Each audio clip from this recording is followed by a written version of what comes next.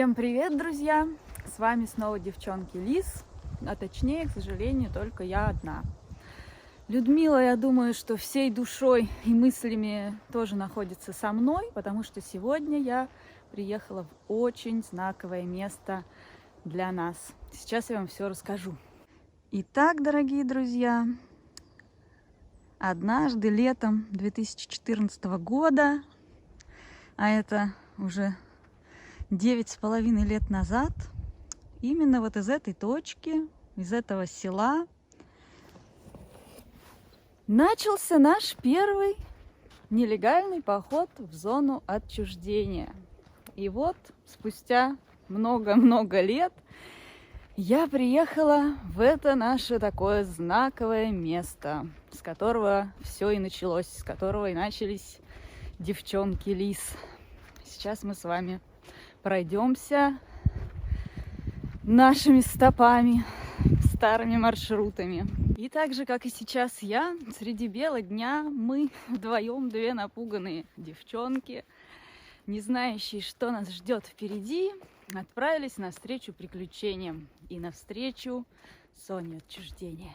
А сейчас я пробираюсь сквозь леса. Здесь какие-то тропинки. И впереди уже та самая заветная колючка и периметр, который нас отделяет от зоны отчуждения. Я сейчас испытываю практически такие же волнительные чувства, как и когда-то давным-давно, когда мы в первый раз шли на заброс, не знали, что нас ждет. Тяжеленные рюкзаки за плечами, распечатанные карты, нету интернета, и мы идем напролом. Вот оно, смотрите, то самое место, практически, где мы совершили наш первый заброс в зону отчуждения. Вот она, та самая колючка. А здесь уже вот такая огромная дыра, кстати, которой не было в то время. Тогда там был какой-то лаз. Но сейчас здесь все расширили, потому что здесь заезжают, похоже, на машине. Ну что, друзья, сделаем этот шаг вместе со мной. Отправимся в наш небольшой нелегальный поход.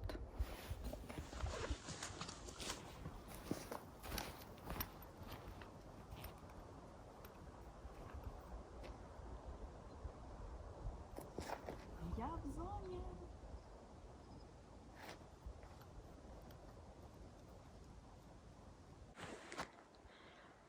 Ну что, вот так выглядит периметр.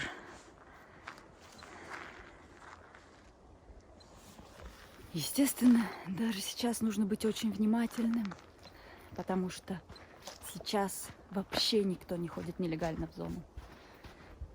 Я даже не знаю, были ли последние 2 года какие-то нелегальные забросы сюда. Следов не видно. Вот так я иду, опять среди бела дня, непонятно куда. Ох, друзья, 2 года я в зоне не была. Вы же не представляете себе, наверное, что это за чувство. Я думаю, многие сталкеры поймут меня. Ох, этот чудесный аромат. Свежий сосновый воздух, свободы и зоны отчуждения.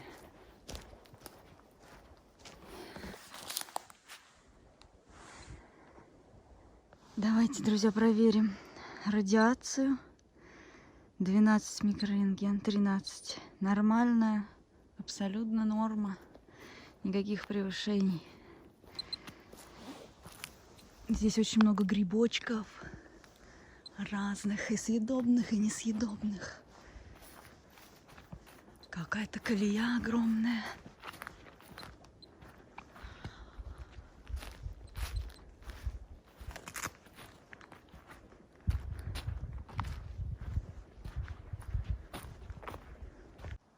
Чернобыльский грибочек. Такой симпатичный масленок, наверное. А так здесь очень-очень много грибов. Какие-то поганочки, мухоморчики. Да.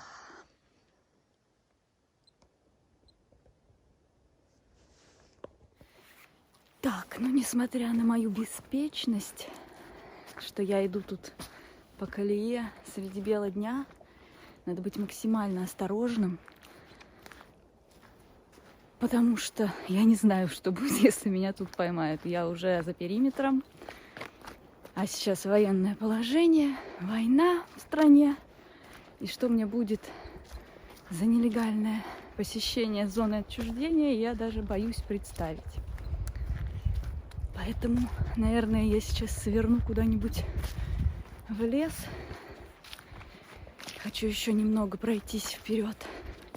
Но я не знаю, до какого момента я смогу идти и как долго продлится мой поход, мой первый поход нелегальный за столько времени. Поэтому соблюдаю максимальную осторожность.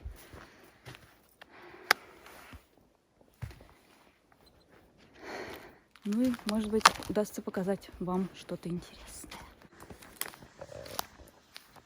Ну, чтобы вы понимали, здесь особо не спрячешься. Я сошла с колеи, но сейчас лес настолько прозрачный, что меня будет заметно метров за 500. Ну, может быть, не за 500, но за 200 точно. У меня такой бешеный прилив адреналина, как всегда на забросе. Аж в ушах стучит. Давно такого не испытывала.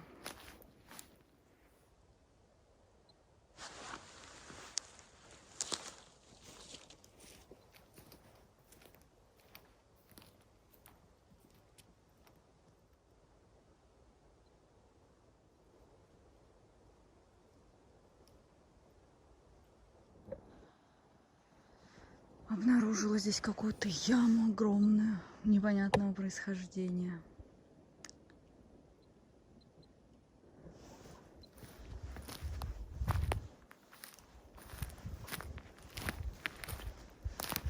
А также извечные бутылки сталкерские на пути. Смотрите, сколько грибов. Посмотрите, какая семья. Ну, никакие грибы я брать отсюда не буду, естественно, потому что за это уголовное дело мне светит. Поэтому просто гуляем и смотрим. Без улова. Хотя очень соблазнительно. Здесь реально море грибов. Не знаю, не помню дословно, как говорил Бильбо Бэггинс. Стоит только выйти за порог, если дашь волю ногам, неизвестно, куда они тебя приведут. Остановиться невозможно.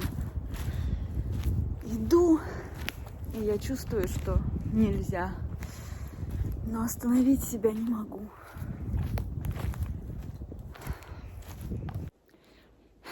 Наслаждайтесь, друзья. Редкие кадры. Хоть это и самое начало зоны отчуждения, но это уже она.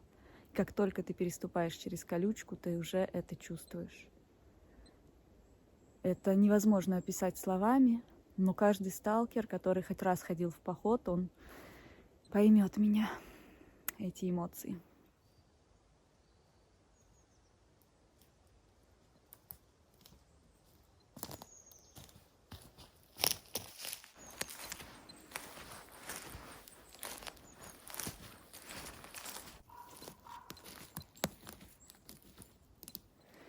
Чем дальше я захожу, тем страшнее мне становится. Лес уже стал немного погуще, но я все равно боюсь выходить на тропу. потому что я реально не знаю, к чему, каким последствиям может привести вот этот мой поход. Так что надеемся на лучшее, но готовимся к худшему.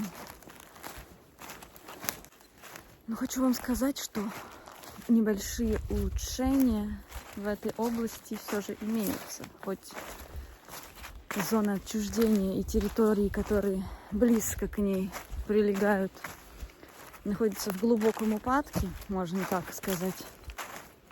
Если в прошлые разы, когда мы сюда забрасывались, здесь связь вообще не ловила, то сейчас я наблюдаю одну палку LTE.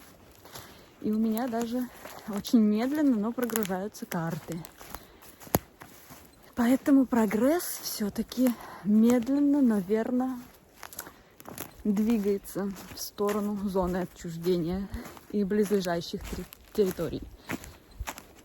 Так. Но пока я не забыла, хочу вам сказать, что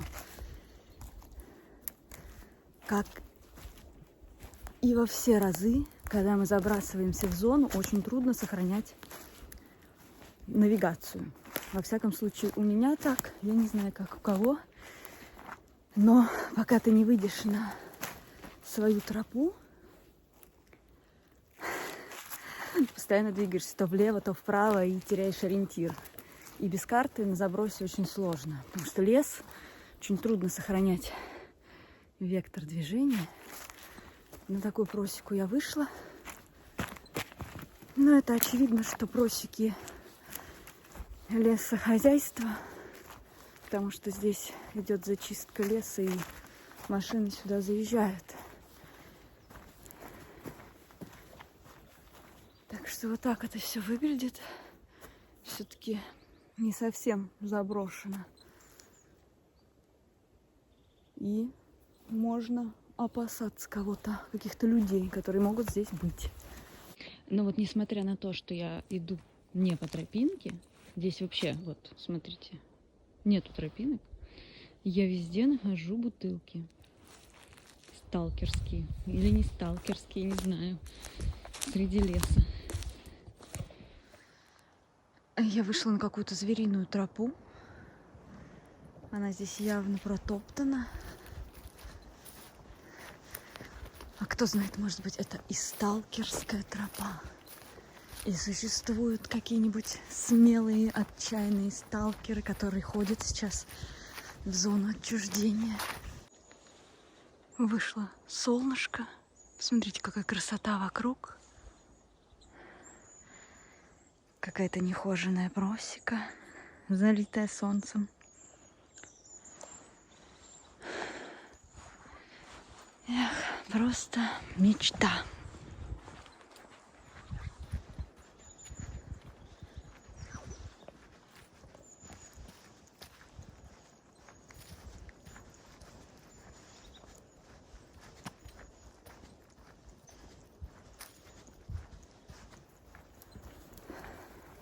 Какая же потрясающая тут природа. Вот многие нам пишут, что вы привязались к этой зоне, заброшенное место.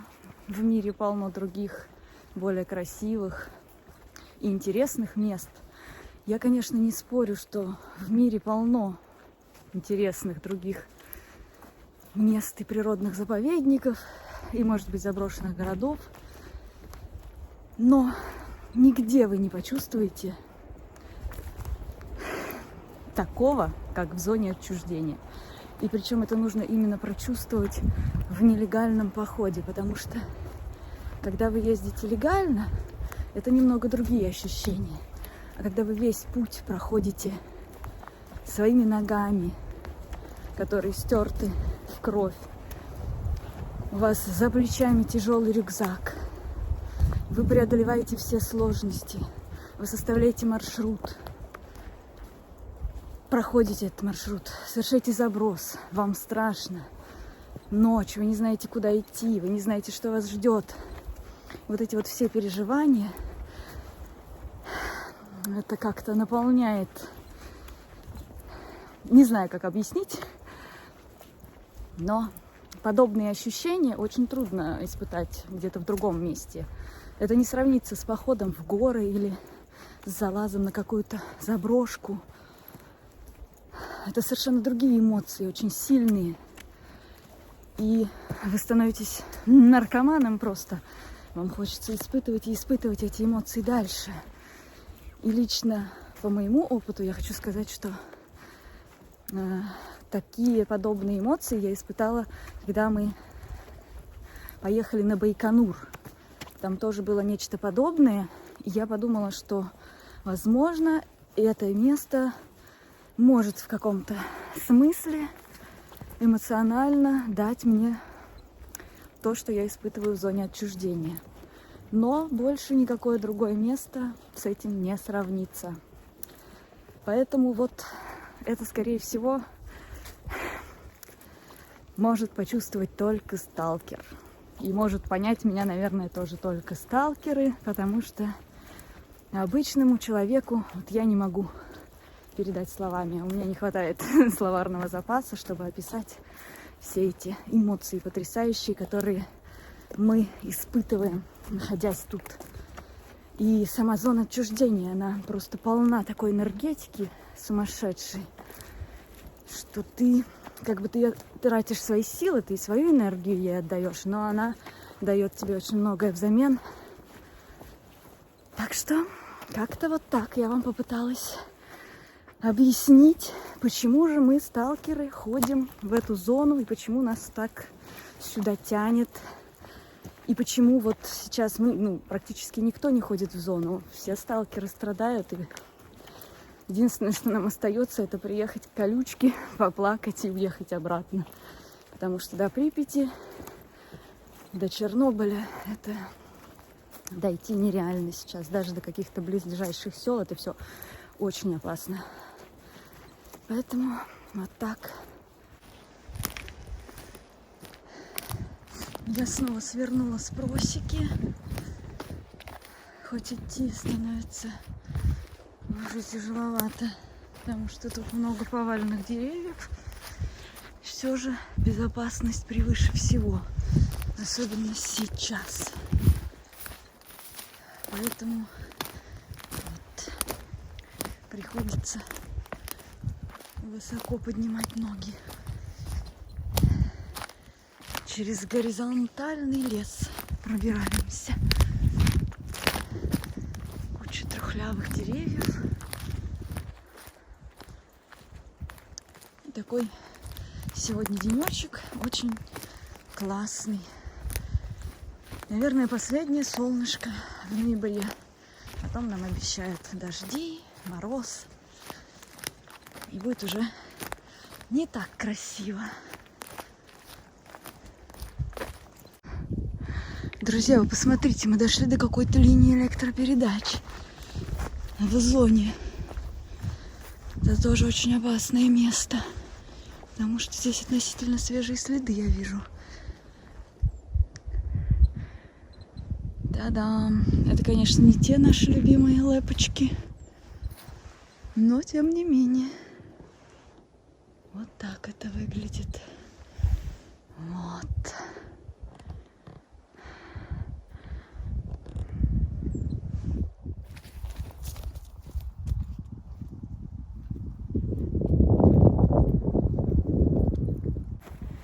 Что я уже достаточно далеко отошла от колючки.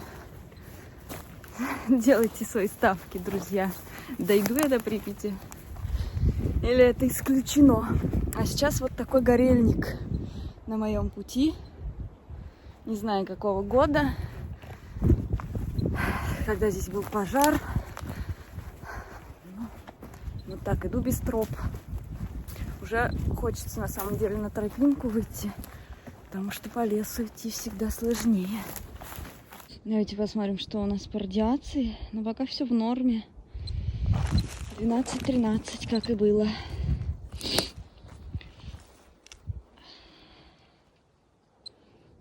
Да, пока без изменений. Все в порядке. Смотрите-ка, выходим на какую-то тропу.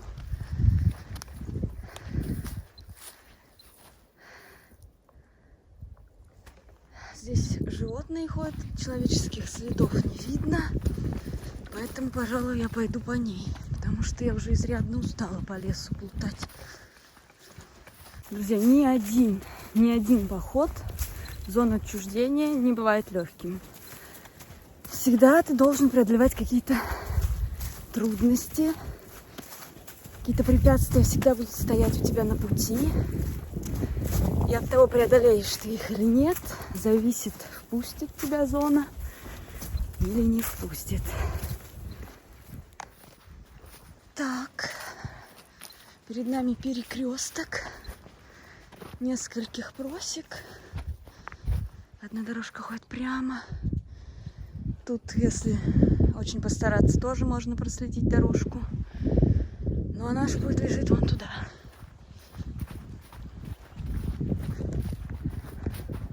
Смотрите, как здесь все сгорело. Такие были посадки еловые, сосновые точнее, и они все погорели. Причем достаточно большая площадь тут сгорела. Еще один перекресток, и здесь очень много сгоревших вот таких поваленных столбов. Я так понимаю, что когда-то до пожара здесь была линия электропередач. Такое у меня ощущение складывается.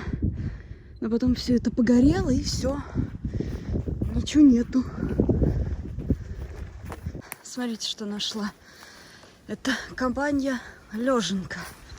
Не Леженка, а болотце для купания. Здесь все истыкано ихними лапками. И вот там они ванны принимают свои. А вот здесь их следки. А может, это и не только кабаны. Может быть, кто-то сюда пить ходит. Потому что источников воды здесь поблизости, насколько я знаю, нету. А дорожка моя тем временем стала выглядеть вот так. Уже явно заросшая. И никто здесь, кроме кабанов и лосей, не ходит. Но звериная тропа, видите, хорошо видно. Много свежих следов.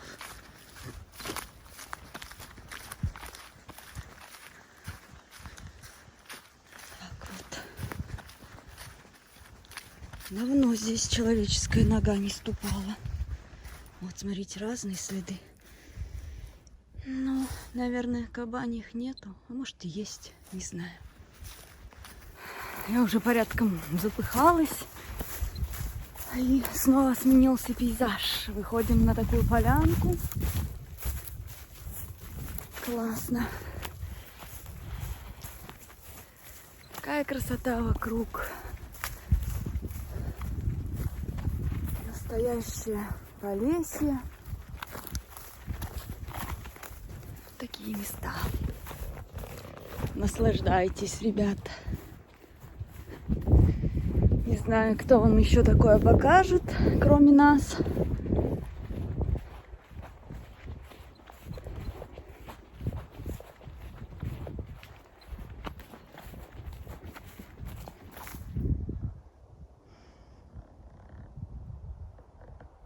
Солнечно, погода просто прекрасная. Зона встречает нас с улыбкой. Давненько в нее сталкеры не заходили, не топтали ее секретные тропы.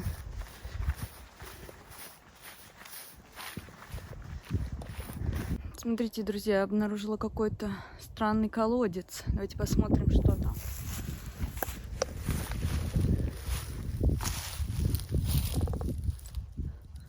Ого! Нифига себе! Это настоящий колодец.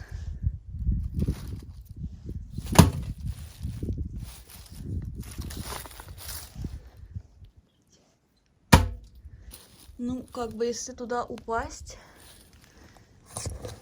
то навряд ли ты когда-нибудь отсюда выберешься живым.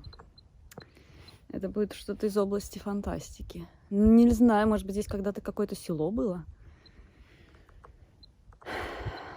Ну что, идем дальше. Такая интересная находка. Смотрите, какие-то руины.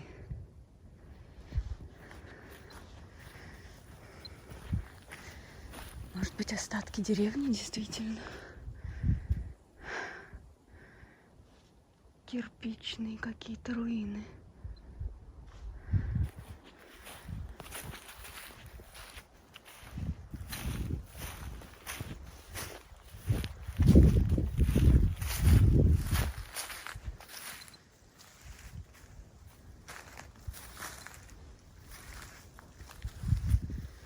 Непонятного назначения.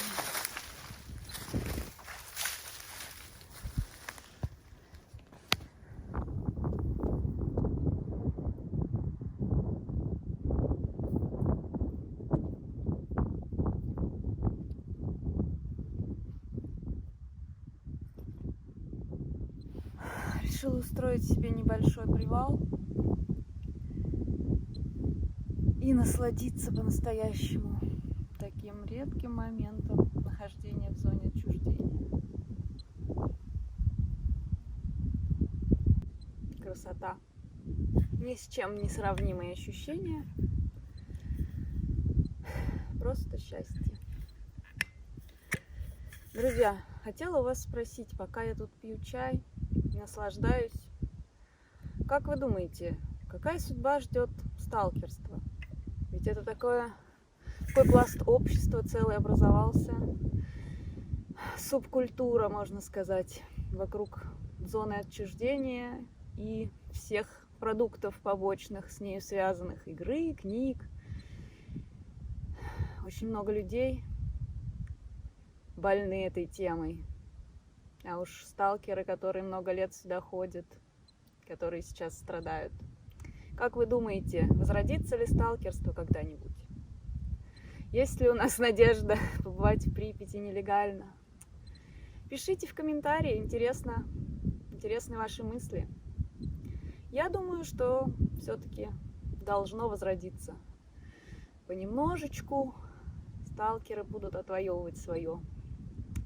Такими маленькими шагами. Сначала по околицам зоны, а потом, глядишь, и когда-нибудь попадутся сталкеры и в Припяти. Правда, теперь это будет связано с очень-очень большим риском. Не только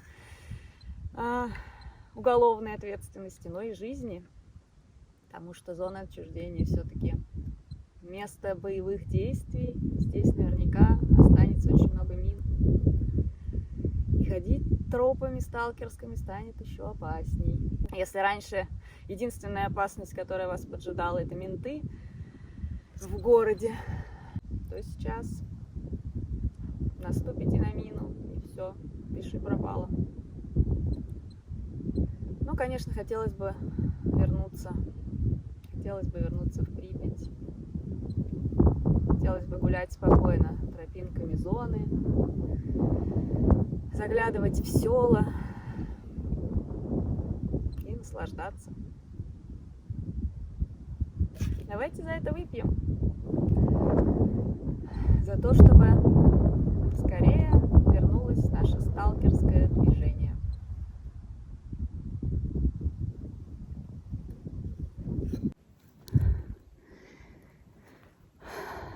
Мне кажется, я доигралась в походы, потому что я шла и увидела машину в кустах. И мне пришлось срочно упасть на землю и отползать. Я не знаю, заметили они меня или не заметили.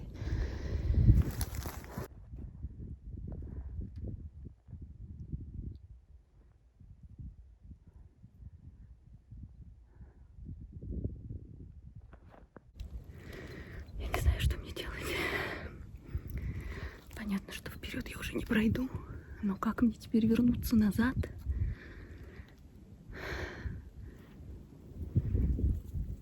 Это ужасно. Я не ожидала, что я попаду в такую ситуацию. Я не ожидала здесь никаких машин или людей.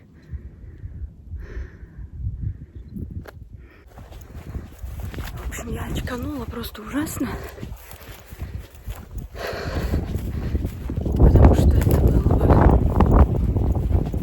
я не знаю. Я раком ползла 300 метров. Я просто не знаю, как они меня не заметили. Это спасибо всем богам. Все. Полями отхожу на исходные позиции. До дому. На сегодня нелегальных походов хватит. Тут интересную штуку обнаружила. Смотрите, как будто кто-то копал. А может быть, это какие-то следы борьбы. И вот здесь вот, видите, лапка. Может быть, это волк охотился? Как вы думаете? И вот здесь еще тоже, смотрите, тоже лапки. Для сравнения, вот моя рука. Вот такой крупный. Как вы думаете, это волк или это просто собака? Вы знаете, друзья, тут я вижу лапки. Еще мне не хватало волков встретить. Да, кучи к военным. Не военные, так волки меня утащат. Да. Вот такие дела. Смотрите, опять здесь накопано. И такие следочки ведут дальше. Вот они. Это, я так понимаю, помечают они свою территорию. Обход территории делают. Ну, я не знаю, не уверена, что это волки. Может, собаки дикие. Может, и волки. Ну, вот мой мини-поход подходит к концу. Я уже вышла на финишную прямую и хочу снять вам вот эту просеку, в которой мы обычно с Людмилой ходим ночью. И ночью особо ничего не видно. И мы никогда не могли нормально снять наш заброс. И вот я исправляю ситуацию и снимаю. Вот такая просека ведет практически напрямую к колючке. Здесь всего лишь 1,5 километра до колючей проволоки. Мы здесь пели, чтобы было не так страшно. И чтобы медведи нас издалека слышали и убегали. И вот на эту просеку всегда как-то очень сложно было выйти в темноте. Мы все время терялись. Такая прогулка получилась. Друзья, хотите верьте, хотите нет. Была я в зоне или не была. Но факт остается фактом. Для меня, во всяком случае. А вы уж думайте, как хотите. Так что вот такое приключение у меня получилось. Абсолютно оно безрассудное, абсолютно необдуманное. Там можете писать мне, что мне нужно номинироваться на премию Дарвина и тому подобное. Я знаю, что это был абсолютно глупый поступок. Идти сюда так беспечно. Но тем не менее, вот душа моя потребовала воссоединиться с зоной. Я думаю, что если бы Людмила была рядом со мной, она бы меня поддержала на 100%. Потому что она истинный сталкер. И мы бы с ней вместе пережили вот такое приключение. В зоне два самых ответственных момента. Это вброс, когда ты забрасываешься, и выброс. Тоже не менее ответственное мероприятие. Потому что могут на границе прям принять, и будет очень обидно. Я уже вижу периметр. Желайте мне удачи. Вот она, заветная колючка.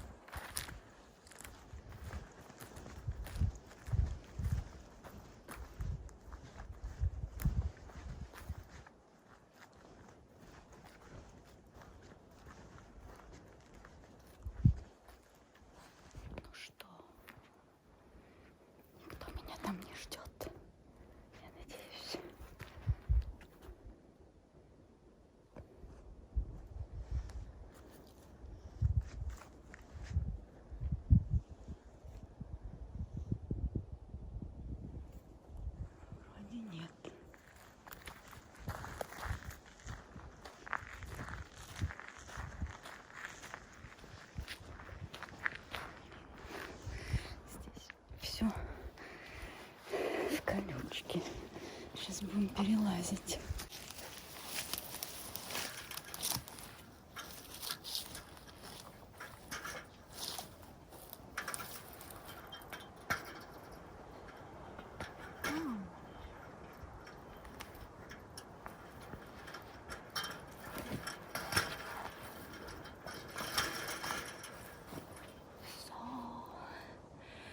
Ура! Я выбралась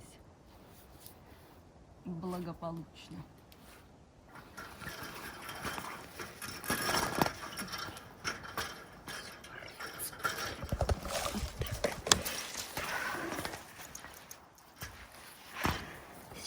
Все, давай, цепляй меня. Ну что, друзья, наш поход подходит к концу. Я успешно забросилась за сегодня, пережила супер стресс и приключения и успешно выбросилась. Я считаю, что это просто фантастика. Давайте попрощаемся с нашей любимой зонкой. И я хочу вот кинуть пару монет, чтобы мы с Людмилой как можно быстрее сюда вернулись, чтобы быстрее закончилась вся эта фигня с войной, и мы смогли наслаждаться нашими любимыми походами в зону отчуждения. Кидаем. Все. Надеюсь на скорое возвращение. Всем пока.